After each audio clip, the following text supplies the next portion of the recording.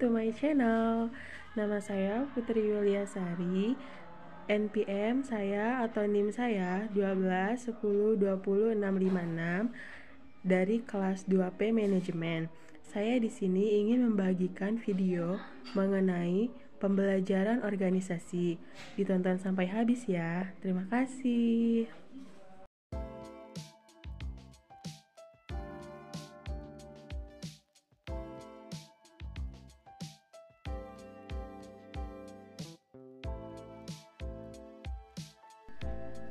Pembelajaran organisasi. Pembahasan yang pertama yaitu konsep organisasi pembelajaran. Apa sih organisasi pembelajaran?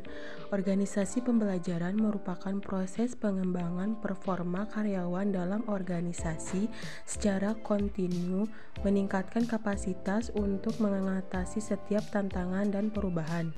Pembelajaran merupakan proses untuk mendapatkan pengetahuan yang dilanjutkan dengan aktualisasi. Pengetahuan yang sebelumnya telah dimiliki melalui dua hal. Yang pertama ada proses mendapatkan pengetahuan untuk mengetahui bagaimana cara mendasari pengetahuan fisik untuk produksi tindakan. Mengetahui mengapa demikian yang dihasilkan kemampuan untuk mengartikulasikan pemahaman konseptual dari pengalaman. Menurut Kim 1993. Selanjutnya ada tingkatan organisasi pembelajaran. Yang pertama ada berpikir sistem.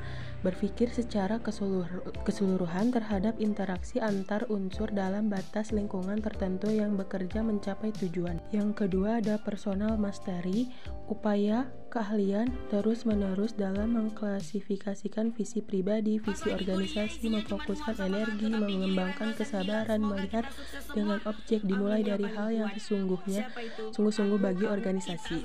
Yang ketiga ada mental model, kemampanan sikap mental atau model mental yang dimulai dari penguasaan pribadi yang tinggi dalam keadaan hidup selalu belajar. Yang keempat ada membangun visi bersama. Maksudnya kenyataan perjalanan terus-menerus sepanjang berhubungan dengan visi kepemimpinan yang memberi inspirasi pada organisasi, merupakan kapasitas untuk berpegang pada gambaran bersama akan keadaan yang ingin diciptakan di masa yang akan datang. Yang kelima ada tim pembelajaran. Pembelajaran dalam tim dimulai dengan dialog, merupakan kemampuan anggota tim untuk menunda asumsi dan masuk ke dalam pikiran bersama secara murni.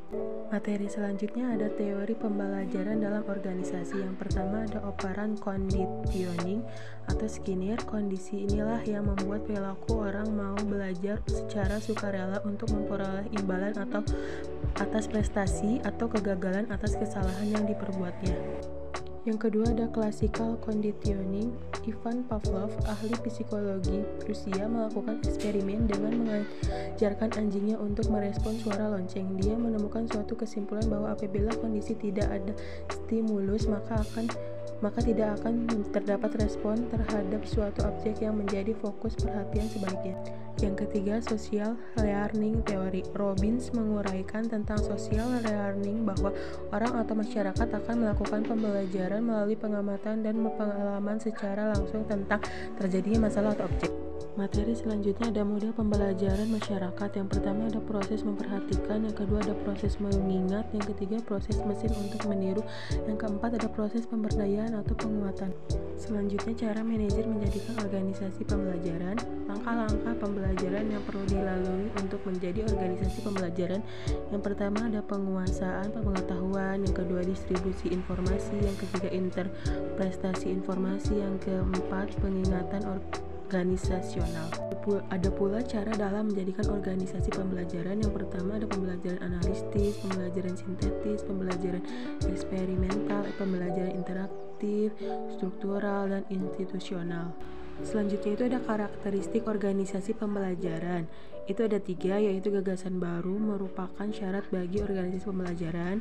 Selanjutnya ada pengetahuan baru harus ditransfer ke seluruh organisasi, dan yang terakhir perilaku organisasi harus berubah sebagai hasil pengetahuan baru. Ada aspek strategis organisasi dan hambatan pembelajaran. Organisasi belajar berkaitan erat dengan upaya mencari jawaban bagaimana organisasi mengantisipasi perubahan lingkungan yang cepat agar bisa bertahan dan tampil sebagai pemimpin di bidangnya. Nah, salah satu contoh yaitu organisasi belajar, organisasi yang adaptif dan responsif terhadap lingkungan eksternalnya sekaligus kuat dalam integrasi internalnya.